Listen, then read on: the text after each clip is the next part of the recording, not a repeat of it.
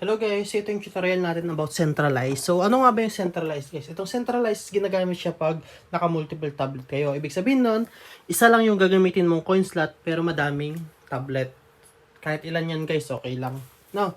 Then, ang recommend din guys is, dapat gamitin nyo yung magandang wifi. Ito kasi pangit tong wifi ko guys. Kung nadi-DC-DC kayo, possible yung router nyo ang sanhi.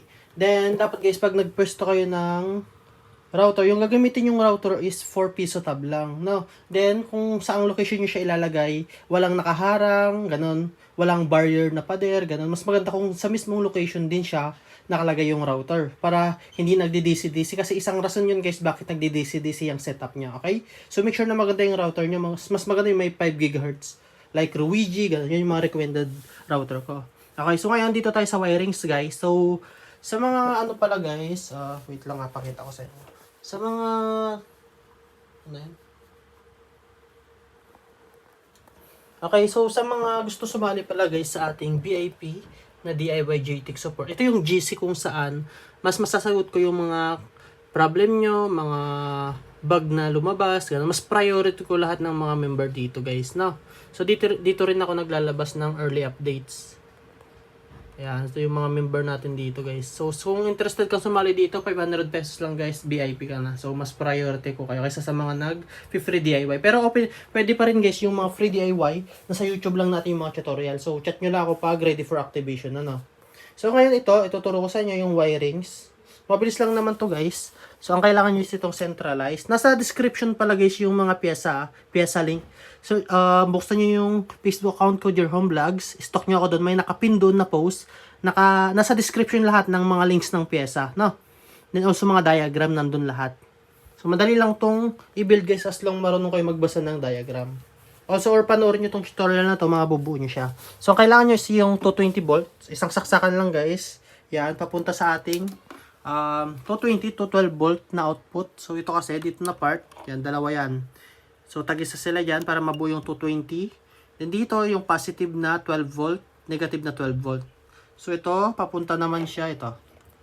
Papunta siya dito sa coin slot. Kasi itong coin slot natin is kailangan niya ng 12 volt na input. So, sa taas is merong 12 volt. Yung sa baba is yung black is yung ground. Then, yung sa gitna is yung coin yan. Coin signal.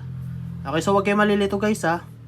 Make sure na yung ground ng centralized ground ng Alan and ground ng ESP32 is magkakadikit. Kaya nito guys.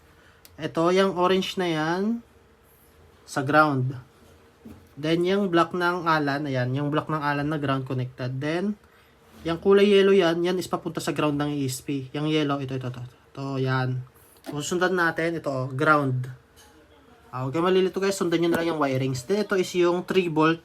Walang connection yan, putol. Then, yung kulay white is papunta siya. Yung white na yan, yes, papunta siya sa yung white, ayan. Yung coin slot, sundan nyo guys ha. Then, sa orange siya connected. Papunta sa G27, ayan. Tignan nyo yung diagram guys, para di kayo malito.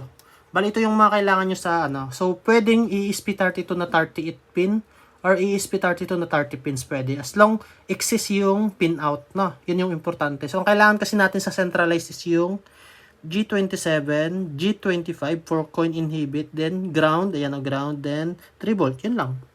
So, pakita natin guys. So, ito. So, dito sa ground, ayan. So, ito yung yellow kanina. Diba? Yellow, ayan. Ito, yellow, ito. So, yung ground. So, magkakakonect yung tatlo. Ground ng ESP, ground ng Alan, ground ng coin slot. So, yan, magkakadikit sila. So, dito guys, ito yung ginawa ko dito. Kailangan nyo ng 10K resistor ito, then capacitor. Okay, so saan ito nakakonect?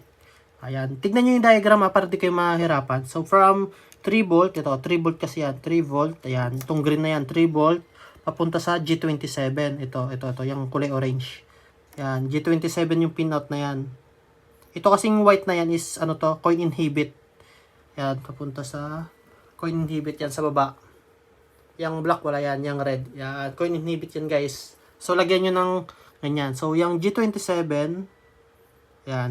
Then, sa likod niya, yung G27 din, merong connected din na 0.01 UF na capacitor papunta sa ground ito. Yan, ground. So, yun guys from ground, merong capacitor na 0.01 UF papunta sa G27. So, magkadugtong yan. Then, from G27, guys, merong nakadugtong din na 10K resistor papunta sa 3 volt. Ayan. So, yan yung kailangan nyo. Then, sa G26 is papunta sa coin inhibit. So, soon, guys, baka may gumawa ng CB dito. Pwede. Para mas madali. Pero, ito lang guys yung kailangan yung buuin. Then, goods to go na yan, guys. Mabubuo nyo na yung setup. Okay? So, ganyan lang magbuo, guys. Napaka-basic. Then, next natin is yung pagpa-flashing nito. Okay?